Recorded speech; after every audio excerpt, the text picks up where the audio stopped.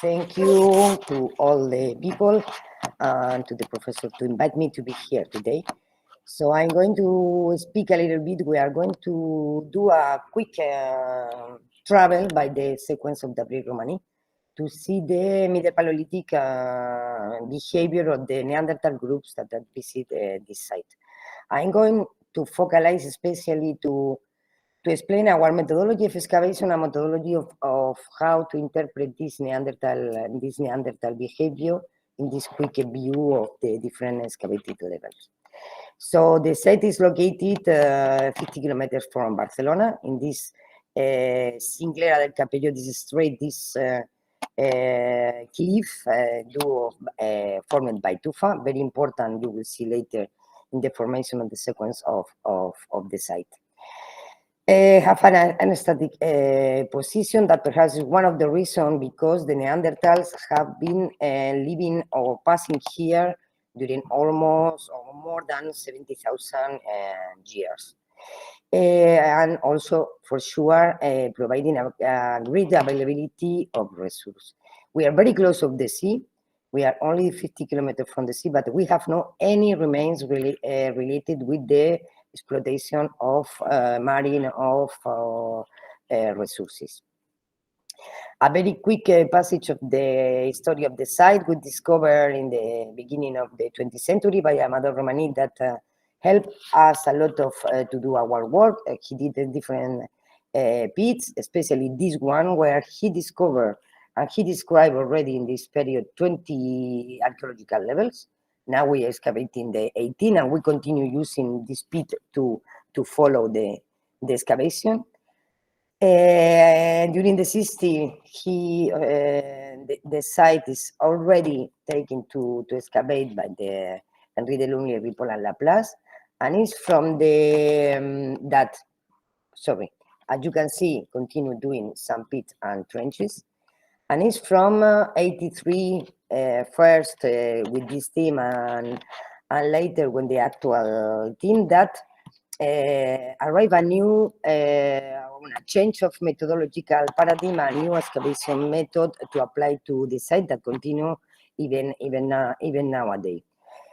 This methodology of excavation is related first with this methodological paradigm and the goal to reconstruct since a paleoethnographic point of view, the Neanderthal home, but also because the high resolution context of the site that I'm going to explain you later.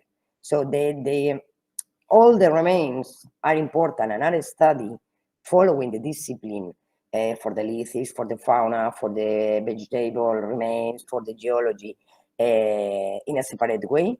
But to interpret, we use the interdisciplinary research in order to understand the spatio-temporal reconstruction of these daily activity of the Neanderthal, to try to interpret and identify the social perspective of the human groups using also ethnographic studies.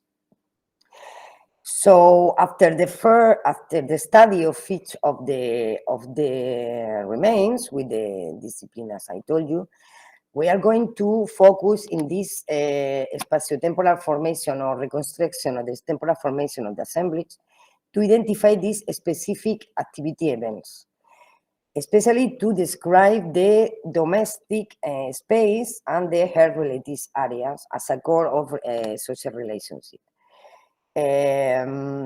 For sure, applying also the spatial analysis, like in a lot of sites, almost everyone now is using also this, the archaeostratigraphy and also the horizontal projection to try to identify these activity areas, but adding also the lithic and faunal refits that are going to help us to add more information in order to understand the articulation of the occupied space by the Neanderthal, and also to speak about diachrony and synchrony about these activity events of the Neanderthal groups.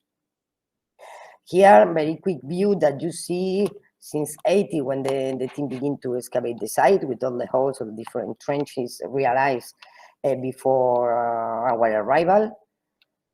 So few and few the site change, not only the morphology, because for sure that the surface of the different levels change, but also change the adaptation to the site, to the excavation. And here you can see images of the last season, this summer 2023. We are excavating the level. So that is the sequence of the site. As I told you, Amador Romani described 20 levels. We have excavated until now 18 levels. We are excavating since 83 without a stop. This year will be the 42 fieldwork season. And we have only one level, the upper level, the level A, that has been by dating and for the archaeological remains associated to the Upper Paleolithic, to the Aurignacian, but the rest of the 18 excavated level belong to the Middle Paleolithic chronocultural period. We know it that Amador Romani don't arrive until the end of the second of the site, and we did different pits, one in 2010 and two in 2016, and the last one, the last field season. And this of 2010, we saw that, and we published that we have a more archaeological level, all these red lines showing Barnett remains associated with hairs, with a date of 110,000 years ago. But this core didn't arrive until then. So now with the other two cores, or the speed, we know that we have 51 meters of sequence. Now we are excavating in a deepness of 12 meters. So we have still a lot of work to do for all of you and the new researcher. But what is this sedimentary sequence that what provide this high, why we have this high resolution conservation of the remains that are related with this methodology to open large surface and to excavate the whole, all the floor of the site, is the sedimentary sequence is formed. This is one example of the reconstruction of the formation of the sedimentary sequence. So we have the rock shelter. In the moment that this is dry, that there are no water because the natural springs are not active, the Neanderthal occupy the site. When the natural springs are active, the water arrives from inside and also from outside. So the site is like a swimming pool. It's impossible to live, but by the contrary, the carbonate precipitate with the plant and the vegetation. On the right, you can see one example of nowadays at the village. Is one of the cascades near the swimming pool of the village. So in this moment, this precipitation allow the formation of this travertine and tufa that have a very high speed sedimentary rate, depends on the level, and close completely the archaeological levels. So it's like to put in vacuum the Neanderthal occupation. So this is a very good context for dating, especially uranium, because this precipitation produces a lot of uranium, but also for the well preservation of the archaeological remains, especially because there are no big displacement or remobilization, like for example in caves where the water arrives with a very high speed. So here is the site is filled and close precipitate and close our archaeological levels that are formed by sand and clast sediments. So this allow what? For sure, the conservation of some remains that are in almost all the site, but here the preservation is very, very, very well. We have until now around 350 hertz, around 20 hertz by level. That allow us also, coming back to this methodology, to use as a key element, is the key element to articulate the occupied space, because we see with the spatial patterning that all the activities and all the things that Neanderthal do at the site are related with the localization of the hairs in different parts of the site.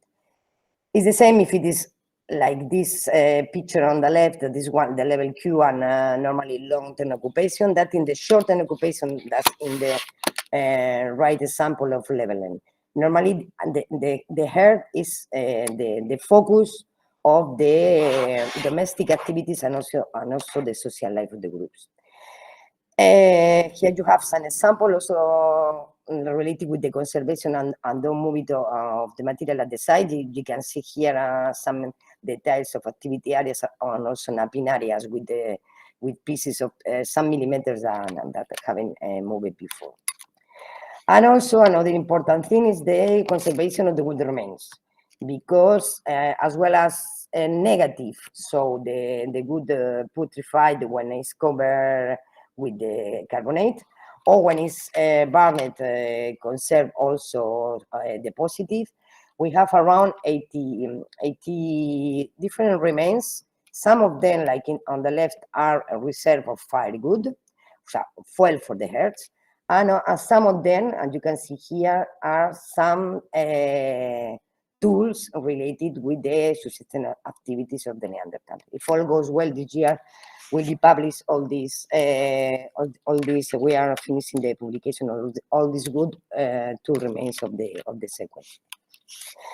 So now, if we go to have a look at what's happening in the sequence, since a paleoecological point of view, especially related with the reconstruction of the environment, we have always a temperate climate with a lot of Mediterranean influence. I told you that the sea is very close, and even if we have moments that are coldest, always is the environment is very similar during all the sequence.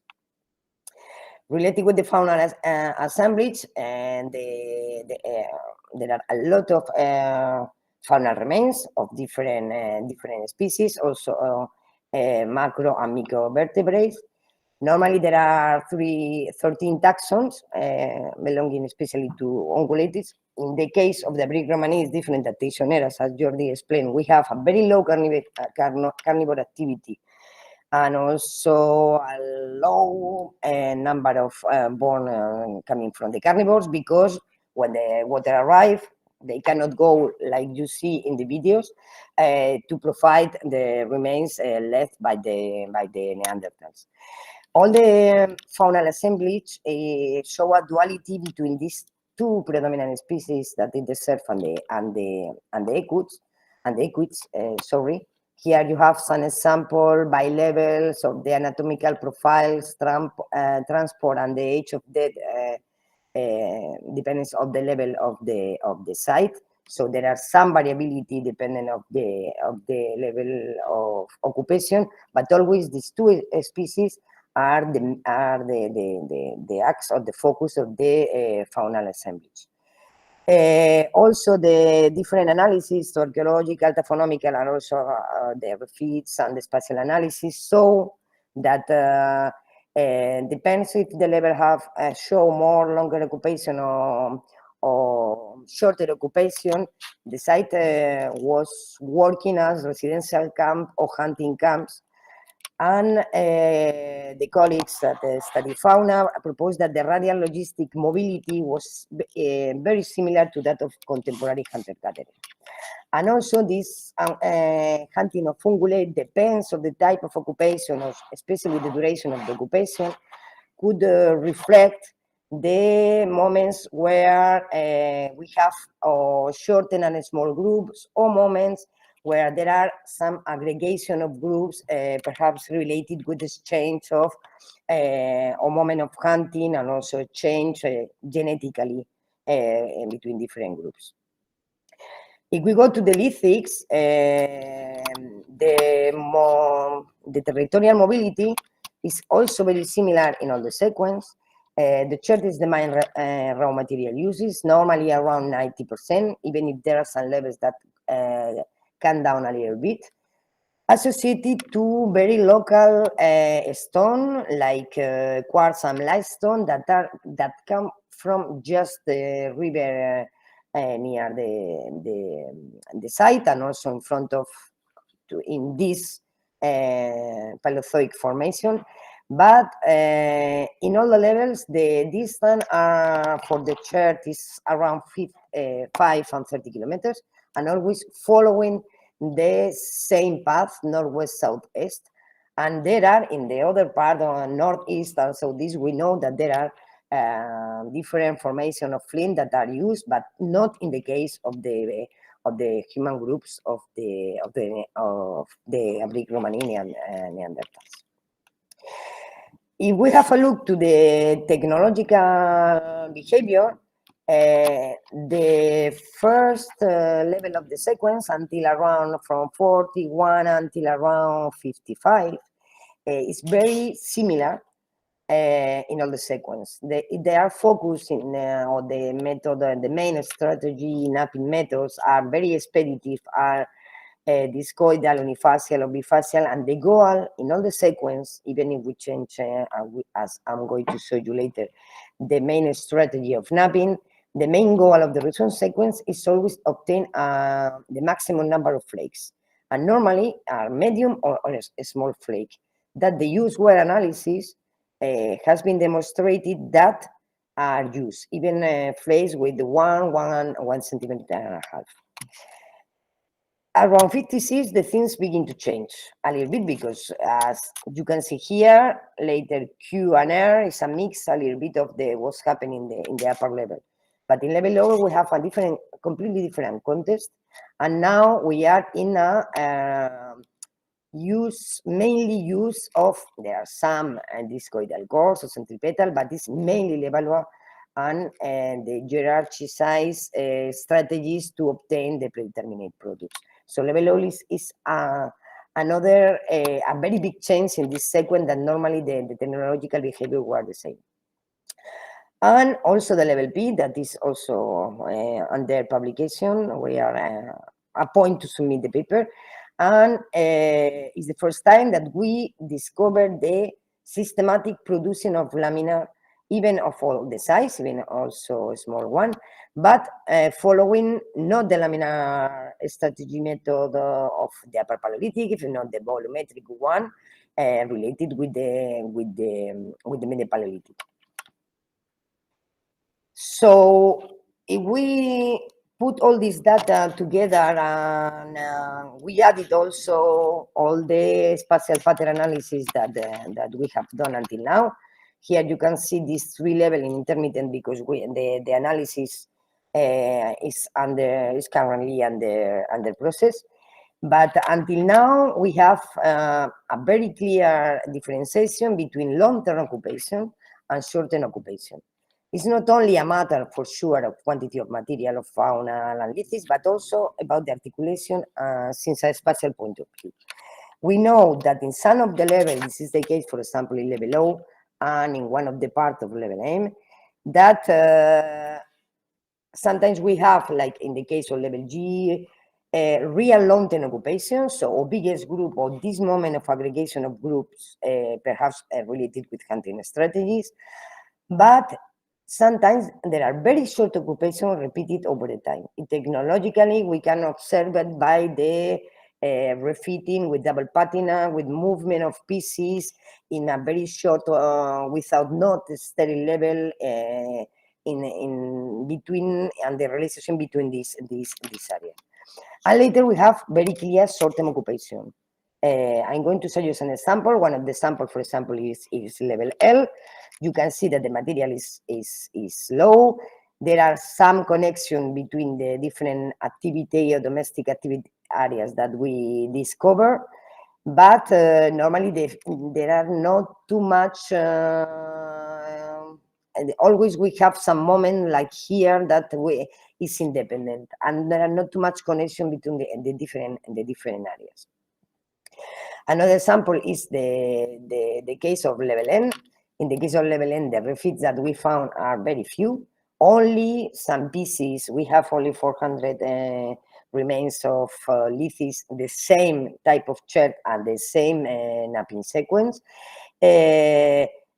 Not too much fauna, and in this case we have no any relationship in between connection or possible connection with the refits of fauna or lithics between the different herds and domestic area. By the contrary, it's the first time that we found, here you can see this is a long negative of a branch of tree, And we did an experimentation, and also because we found some post-hole conservated in the surface. And it's the first time that we propose and we observe at the site that they are constructing inside the rock shelter, even if perhaps it's not necessary, because it's a very huge rock shelter to live. For sure, if we go to some example about the long-term occupation, we see the complexity not only in the number of remains, of all archaeological remains, also in the number of refits found, as well as for the fauna, for the lithics, and all the movement of pieces and articulation of the space during this occupation. Even would be possible to distinguish different event activities related. For example, this is the same whole block of flint. The first part of the napping sequence is realized in one place of the site, and later the second one is realized in another part, and also with different patina, and perhaps showing two different moments of this technical event, even if it is the same block of chert. Another example is level M. Also, we can see very clear here how the activity areas are well defined, even if always we have some remains, but with the geostatistical data, it's possible to cluster and to associate the pieces. And here also some example. For example, even with the fauna, we saw big displacement of some of the bones that can show us the sharing of food, but also the big articulation during the occupation of this level through the refit analysis, even if sometimes we can distinguish very short technical events not related perhaps with the main occupation. So on the last example is level Q, that is currently under study. As level N, we thought that perhaps it's showing us another windbreak inside the rock shelter, especially because here we have also some hole in the picture we can observe, but I didn't find the detail. And since the excavation of this level, the level Q, we begin to use also a part of this spatial analysis and methodology. We added also photogrammetry in order to have a picture of each of the moments where the material appear, and also during the process of excavation, especially for the heads. As you can see here, all the process until the end of the excavation. So I know that this is a very quick travel, but we can see that we have, at least until now, undated around 70,000 years of continued occupation, with some breaks for sure by the Neanderthal groups, always organized in the same type, organizing the space in the same type of model, following the herd-related areas. The herds are this core of all the activity realized by the groups, with always an adaptation to the natural topography and the morphology of the rock shelter, but also adding stone to structure the space and the possible construction of this windbreak inside the rock shelter. For sure, until now, we found a lot of similarities with all the example of the actual hunter-gatherer, as for example, Lehatza. So this is the two how I told you before, the long-term and the short-term occupation that we can identify at the site. And the main difference is perhaps this quantity of people that are living at the same moment. Until now is one of the main results. But we found general patterns of occupation that repeating on the sequence. Are the same groups, are not the same. There are some levels that change too much, and we thought that perhaps there are other groups that are moving in the territory and not the same traditional groups with the same tradition, but we are still working on this. So thank you very much for your attention.